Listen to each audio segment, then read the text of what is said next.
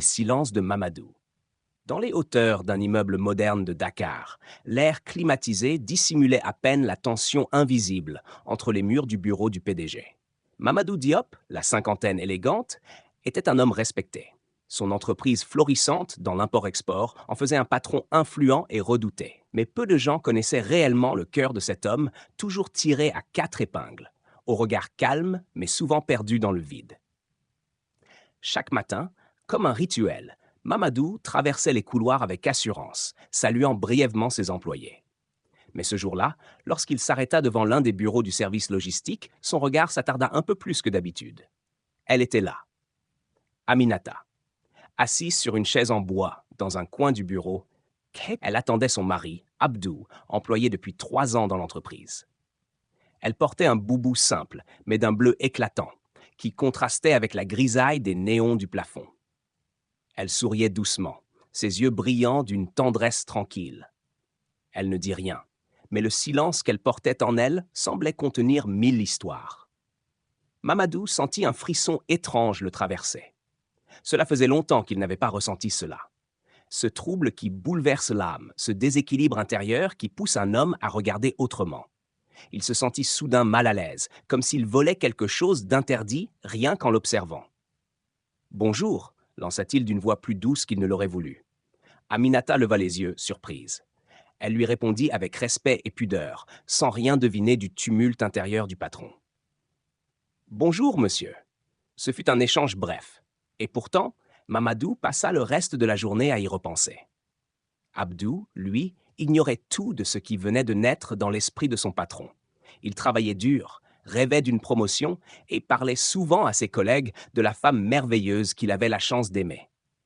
Leur histoire n'était pas parfaite, mais elle reposait sur quelque chose de solide, presque sacré, la confiance. Mais pour Mamadou, ce premier regard fut une faille dans son monde bien rangé. Il savait que cela ne devait rien signifier, qu'il devait étouffer ce sentiment dans l'œuf. Et pourtant, chaque fois qu'il croisait Aminata, que ce soit dans le parking, à la cafétéria ou à l'entrée du bâtiment, il sentait son cœur battre un peu plus fort. Ce soir-là, en rentrant chez lui, Mamadou s'assit seul dans sa grande maison silencieuse. Il posa son téléphone, retira sa montre et contempla le vide autour de lui. Puis, il murmura pour lui-même, comme une promesse ou un avertissement. Ce n'est pas bien. Ce n'est pas bien du tout. Mais le cœur, lui, ne connaît ni règle ni raison. Et dans ce premier chapitre d'une histoire qui allait bouleverser 3 vies, le silence avait déjà parlé.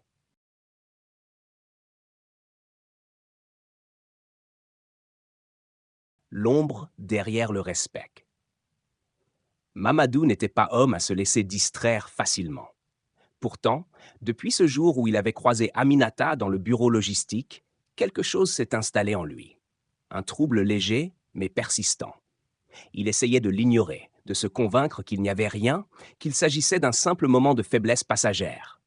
Mais la vérité, c'est que ce regard doux et silencieux d'Aminata hantait désormais ses pensées. Les jours passaient, et Abdou, sans se douter de rien, continuait à travailler avec rigueur. Fidèle, honnête et surtout très fier de sa femme, il en parlait souvent pendant les pauses. Il racontait leurs projets, leurs souvenirs, leur petite maison à Rufisque, modeste mais remplie d'amour. « Vous savez, patron, disait-il un jour à Mamadou pendant un bref échange, Aminata, c'est ma force.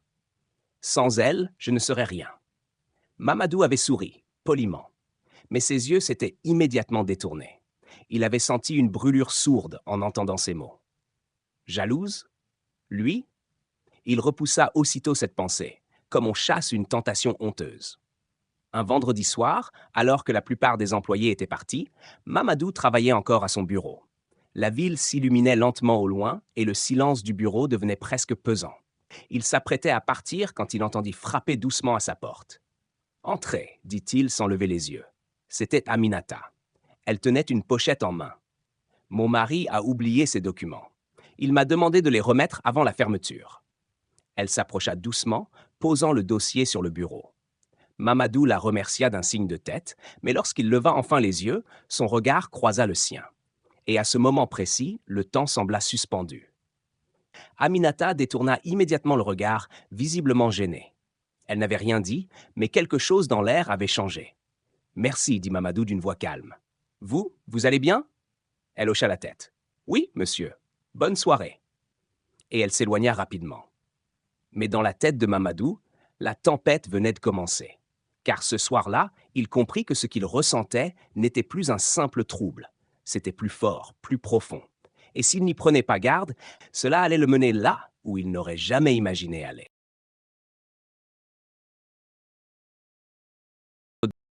Ce qu'on ne dit pas. Le jour suivant fut comme les autres. Mamadou ne disait rien. Il continuait de gérer ses réunions, de signer ses contrats, de parcourir les couloirs de l'entreprise avec cette même assurance mesurée. Mais en lui, une bataille silencieuse faisait rage. Chaque fois qu'il apercevait Aminata, quelque chose se brisait doucement en lui, comme un homme qui se perdait dans un rêve interdit, lucide mais incapable de se réveiller.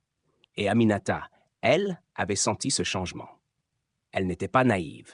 Les regards prolongés, les silences un peu trop lourds, la façon dont Mamadou se montrait présent lorsqu'elle accompagnait son mari. Elle n'avait jamais encouragé quoi que ce soit. Elle restait droite, digne, polie, comme si elle voulait protéger son mari de quelque chose qu'il ne voyait pas. Et Abdou. Abdou souriait toujours. Il racontait ses rêves. Une petite maison un peu plus grande, un terrain pour cultiver, peut-être un poste plus stable au sein de l'entreprise. Il croyait encore que tout était entre ses mains. Il ne savait pas que, dans les silences entre deux phrases, quelque chose tremblait autour de lui. Un soir, Mamadou demanda à Abdou de rester un peu plus tard. Prétexte, un rapport à finaliser. Abdou accepta sans hésiter. « Je peux appeler ma femme pour qu'elle vienne m'attendre ?» « Elle aime bien quand je ne rentre pas trop tard, dit-il avec un rire léger. Mamadou hésita, puis hocha la tête. « Bien sûr. » Mais lorsque Aminata arriva, le bureau était silencieux. Mamadou était seul. Abdou venait de sortir livrer un dossier en urgence. Aminata s'assit, comme toujours, dans un coin de l'accueil. Mamadou s'approcha lentement.